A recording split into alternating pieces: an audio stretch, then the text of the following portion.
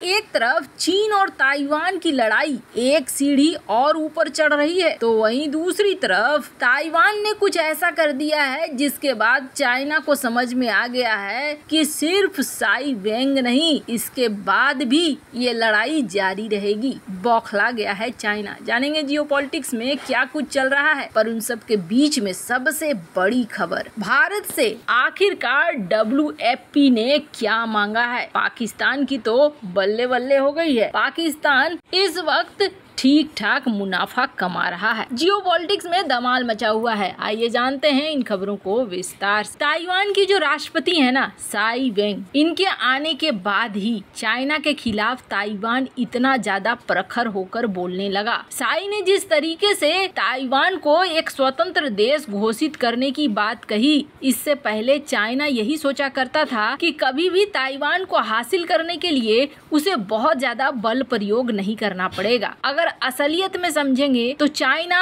अब तक धीरे धीरे प्लानिंग सिर्फ इसलिए कर रहा है क्योंकि वो ताइवान को तबाह नहीं करना चाहता है। अब मन में आपको ख्याल आएगा, अरे वाह, उसके अंदर इतना सारा दया है और इतनी अच्छी भावना है कि ताइवान को तबाह नहीं करना चाहता है। तो कारण समझिए, जब मिसाइलें छूटती है, रॉकेट बम बरसते हैं, तो सब कुछ तबाह होता है। वो ये पूछ कर तबाह नहीं करता है कि नीचे ताइवान की सेमीकंडक्टर फैक्ट्री है या फिर ताइवान का हॉस्पिटल है कि मिलिट्री बेस है। जब तबाह होगा तो सब कुछ तबाह होगा। वो इंफ्रास्ट्रक्चर भी तबाह होगा जो इस वक्त दुनिया को 80% सेमीकंडक्टर देता है। तो चाइना हमेशा से यही चाहता है कि बड़े प्यार से कुछ अंदर ही इस तरीके की हो जाए बात, जनता खुद ही कहने लगे ताइवान की कि हम चाइना में शामिल होंगे और उन्हें ज्यादा बल प्रयोग न करना पड़े, ज्यादा नुकसान ताइवान के अंदर न करना पड़े। जब ज्यादा नुकसान नहीं होगा तो पूरे के पूरा वो इस्तेमाल कर पाएंगे।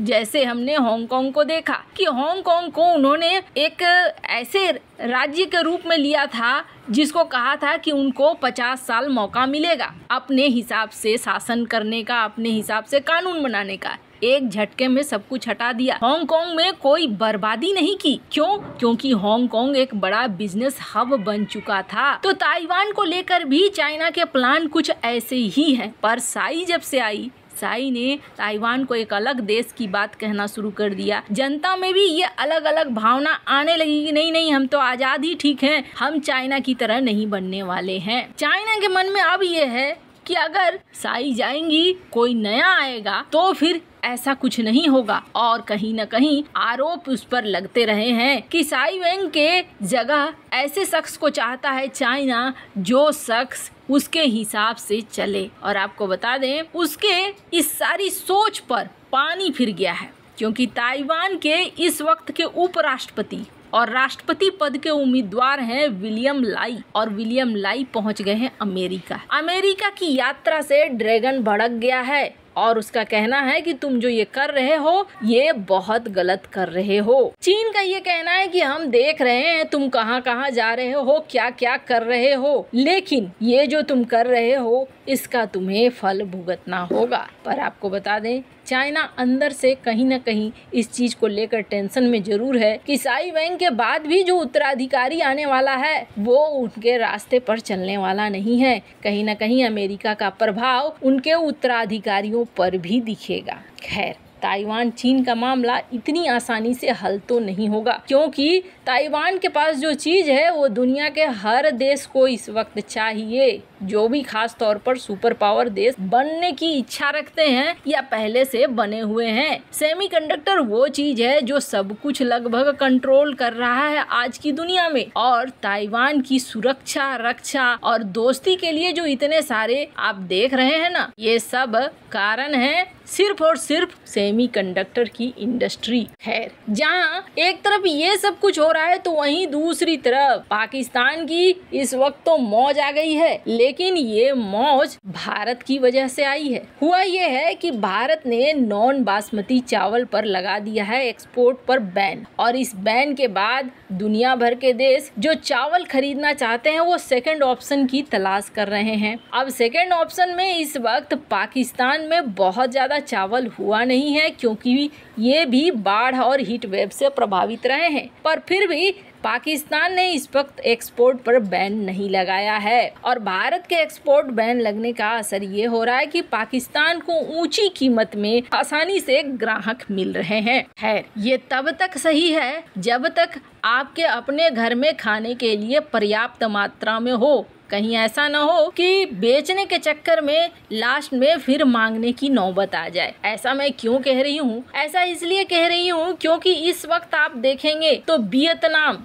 स्क्रीन पर आप आर्टिकल देख सकते हैं, ये चाह रहा है कि भारत 8 मिलियन टन इस साल चावल दे। इसके अलावे भूटान भी आया है और भारत से ये कह रहा है कि आप हमें चावल दीजिए। नेपाल का भी ये कहना है कि हम आपको टमाटर दे रहे हैं तो आप चावल दीजिए। अमेरिका में भी हम देख रहे हैं कि अमेरिका इस वक्त पैनिक मोड में चला गया है कि चावल हमें हर हाल में चाहिए। अब हो ये रहा है कि लोग लंबी लंबी लाइनें लगा रहे हैं चावल लेने के लिए। CNBC की ये रिपोर्ट देख सकते हैं। कहा जा रहा है कि भारत 140 देशों में चावल एक्सपोर्ट करता है और भारत जो ये चावल एक्सपोर्ट करता है, अचानक से भारत ने ये जो रोक लगाई है, इस रोक का असर बहुत लंबा होने वाला है। एक बड़ी क्राइसिस शुरू हो सकती है, इस बात को ये कह रहे हैं। तो ऐसे में जब दुनिया भर में इस तरीके के हालात बन रहे हैं, मतलब चावल की कमी है। अब चावल की कमी है तो सबसे पहले अपना घर देखकर फिर बेचने में ही भलाई है। भारत ने रोक लगाई है तो कुछ मजे लेने के लिए रोक नहीं लगाई है। भारत ने भी इस चीज को समझा है कि आने वाला मौसम पता नहीं कैसा होने वाला है और हमारे पास खुद को खाने को बचेंगे कि नहीं बचेंगे। खैर, अगर इस वक्त पाकिस्तान प्रॉफिट बना रहा है तो उसके कुछ तो काम आ जाएगा। पर जहाँ तक भारत की बात है, अब तो WFP ने भी भारत के सामने मांग रख दी है। अब ये WFP है क्या, तो आपको बता दें, ये है द वर्ल्ड फूड प्रोग्राम, जिसने कहा है कि हमें 2 लाख टन चावल तुम दोगे क्योंकि हमें मानवीय सहायता के रूप में ये चाहिए। इस वक्त महामारी से ठीक दुनिया के देश उठे हैं, ऊपर से यूक्रेन युद्ध ने सब कुछ खराब कर दिया है। UN ने जो ब्लैक सी ग्रेन डील किया था वो भी अब टूट चुका है। तो ऐसे में हमें मदद चाहिए। हमने रिव्यू किया है और इस रिव्यू के आधार पर